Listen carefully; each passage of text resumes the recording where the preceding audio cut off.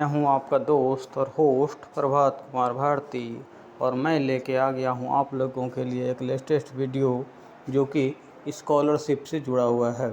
तो आप लोग जल्द से जल्द इस चैनल से जुड़ जाएं और इसे सब्सक्राइब कर लें और बेल आइकॉन को दबा लें जिससे आपको हर तरह का नोटिफिकेशन अपडेटेड मिलता रहे। तो चलिए सबसे पहले हम लोग अपने गूगल को ओपन करते हैं। ओपन के बाद यहाँ पे सर्च कर लेंगे SCERT बिहार।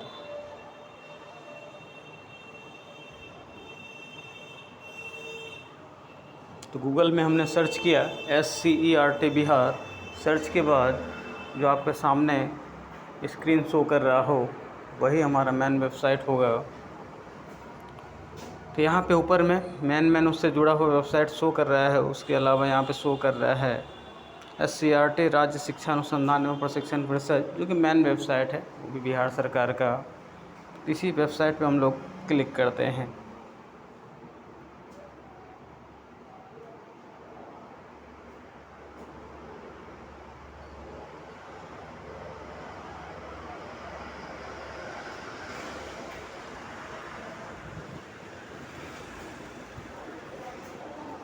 तो जैसे ही हमारे सामने ये वेबसाइट ओपन हुआ, सबसे ऊपर में ही आपको सामने ये पूरा वेबसाइट शो कर रहा है जिसमें रिसेंटली दीक्षा बिहार निशिता OAR ये सब टोटल चीज़ आपको यहाँ पे शो कर रहा है।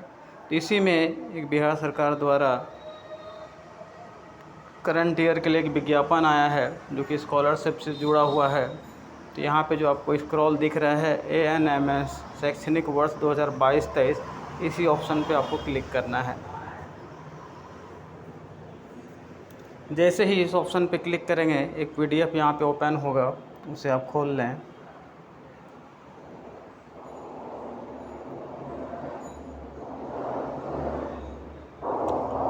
PDF जैसे ही ओपन हुआ यहाँ पे आपको शो कर रहा है राज्य शिक्षा शोध एवं प्रशिक्षण परिषद बिहार, मतलब SCERT बिहार, उसी का ये हिंदी में रूपांतरण है।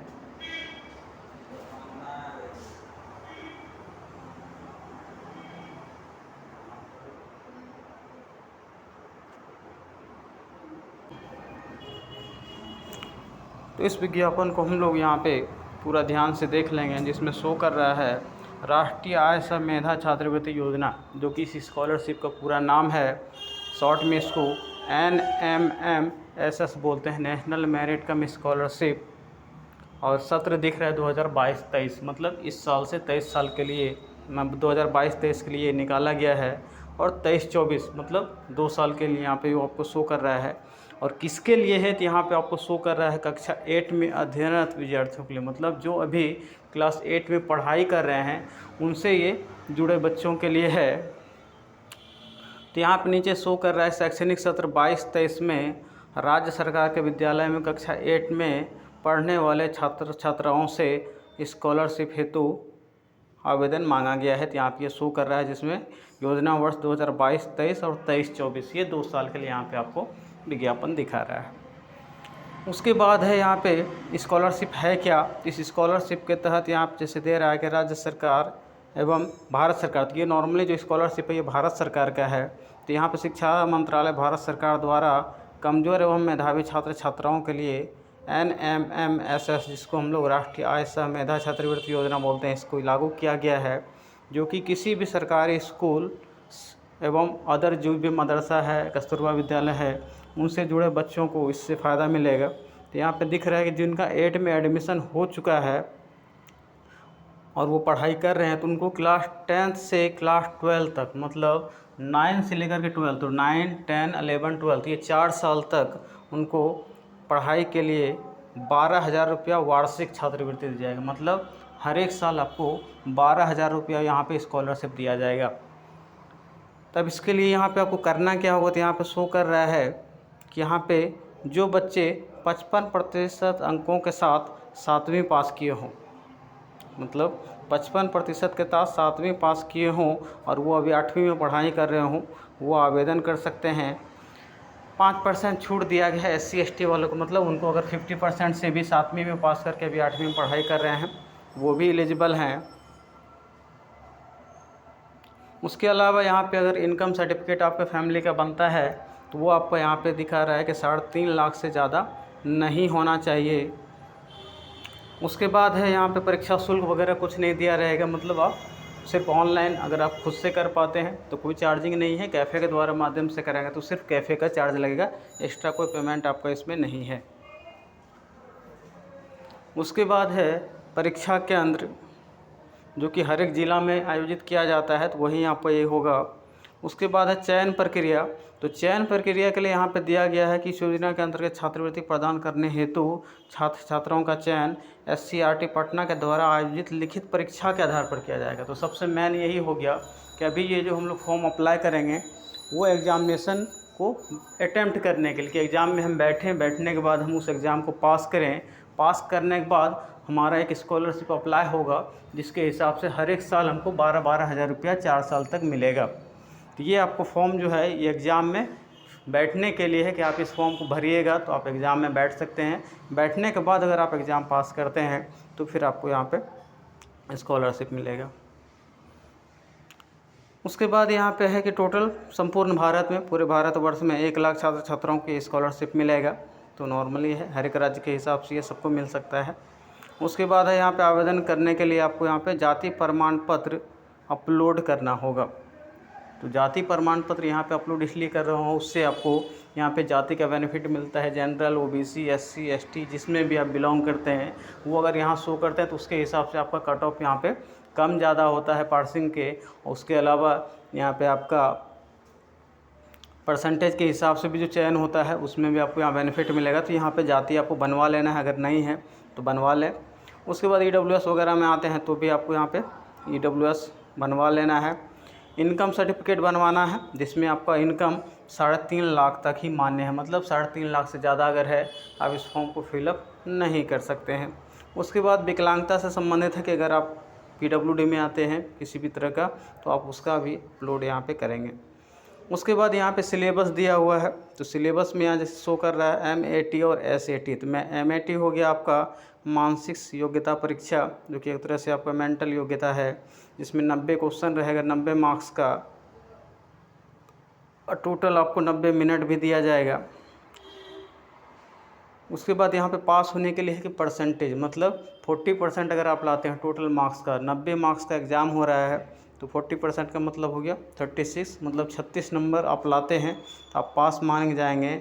और SC ST में 32%, मतलब 90 का अगर 32% लाते हैं, लगभग 30 नंबर के आसपास, तो आप यहाँ पे पास मांगे जाएंगे।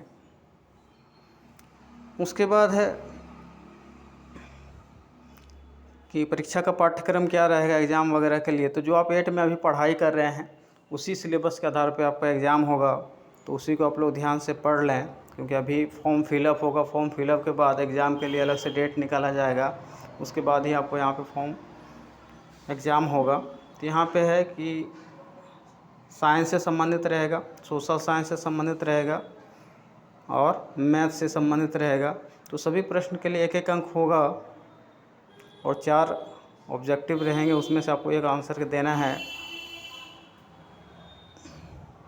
और OMR शीट पे ये आपका एग्ज़ाम होगा।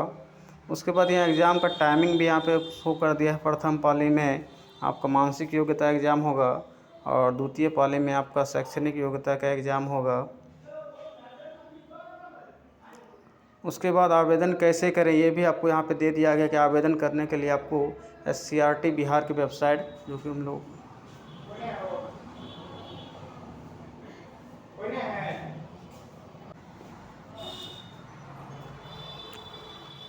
यहाँ पे आवेदन प्रक्रिया के लिए आपको इसी वेबसाइट पे क्लिक करना है। उसके बाद यहाँ पे आपको शो कर रहा है कि आपको रजिस्ट्रेशन कराना है।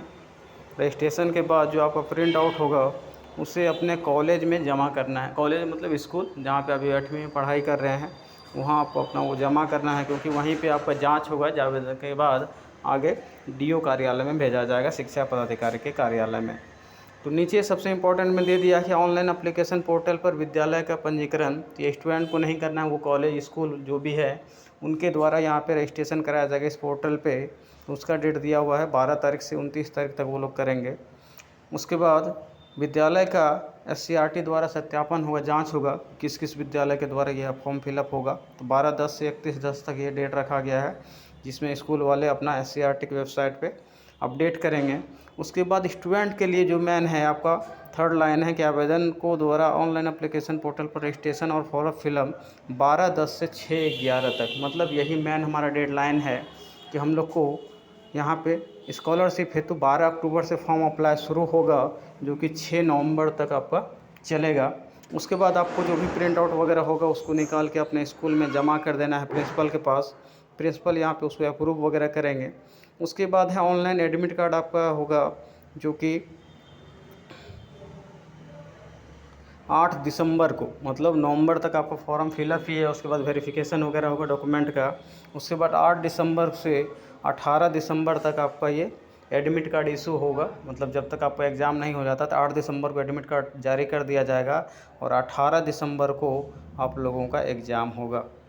तो मेन डेडलाइन यही हमारा कि 12 अक्टूबर से 6 नवंबर तक आपका छात्रवृत्ति है तो फॉर्म अप्लाई होगा, उसका एडमिट कार्ड 18 दिसंबर को जारी होगा और 30 दिसंबर तक आपका रिज़ल्ट जारी कर दिया जाएगा।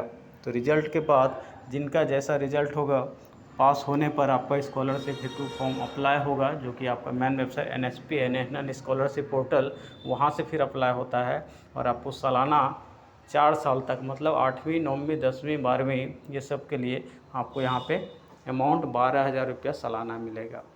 तो आज के लिए ये बहुत ही इम्पोर्टेंट वीडियो था, तो आप लोग इसे ज़्यादा से ज़्यादा लाइक करें, शेयर करें और इस चैनल को सब्सक्राइब कर लें, जिससे आपको अलग अलग तरह का वीडियो मिलता रहे।